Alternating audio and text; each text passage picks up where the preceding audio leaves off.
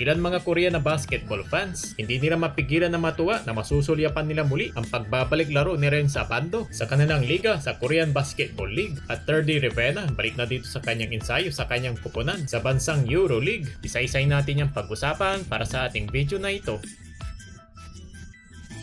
Hindi talaga dito maitatanggi ang naging lakas dito ng impact ng ating kababayan sa KBL ng Korea na si Renz Abando. Try to imagine, sa unang naging taon pa lang nito sa liga ay 3 big achievement na ang nakuha nito. Ang una, yung kanyang unang naging kampyonato sa EASL na kung saan ay naging malaking party dito si Kabayan. Marami siyang sinagupan mga basketballistang Koreano upang maidala lamang sa Korean Ball Club kanyang kupunan para sa kampyonato. Sumunod nga dito yung kanyang pagiging slam dunk champion sa mismong all-star yan ng KBL na tila nga ba binago nga dito ni Renz Abando ang pananaw ng mga Korean fans na kung anong totoong slam dunk show. Di tulad noon na kung saan ay tila more on simple slam dunk lamang ang kanilang mga napapanood sa bawat mga contest nila. Ipinakita dito ni Abando ang totoong passion sa slam dunk na ikinatuwa nga ng maraming mga Korean fans. At ang huli nga yung kampyonato sa mismong KBL ng Korea. Sa tulong na nga ng hustle ni Kabayan lalo na nga sa depensa ay nagkaroon nga ito ng malaking pangalan sa kanyang kupunan na Anyang. Naging mabisang tandem din si Abando para sa former NBA player import ng Red Boosters na si Omari Spellman. Kaya hindi na nga dito nakakapagtaka na masaya-masaya mga Korean fans sa team ng Anyang na inaabangan kung babalik pa ba siya upang ito'y makapaglaro muli dito sa kanilang bansang Korea. At marami rin naging haka-haka na baka lumipat na nga daw ito sa ibang liga katulad ng NBL, Japan B-League or maglaro na lang sa kanyang sariling bansa. Pero heto pa rin ang nakakagulat ay marami pa rin umaasa na mga Korean fans sa balik liga sa kanila ni Renz Abando. Ipinost pa nga dito ng mga Korean fans ang mga naging highlights sa KBL ng Korea ang ating kababayan na si Renz Abando. Ang good thing, damang-dama pa rin yung suporta ng mga Korean fans para dito kay Lakay. Pero heto ngayon ay magpa-fast forward na tayo dahil ito na yung kanilang pinakaabangan pagbabalik ng ating kababayan na si Renz Abando na sasabak muli sa Korean Basketball League. Pasok kasi sa Lakay sa isang kakayahan ng isang all-around player nang dahil na nga dito sa kanyang taglay na husay sa laro at ipapakita muli ang kanyang pagiging halimaw sa game na kailangan pala ng kanyang kupunan ng Anyang Red Boosters sa Korean Basketball League. Kaya naman ay suportahan pa rin natin dito si Renz Abando dito na nga sa paglalaro niya muli sa KBL ng Korea.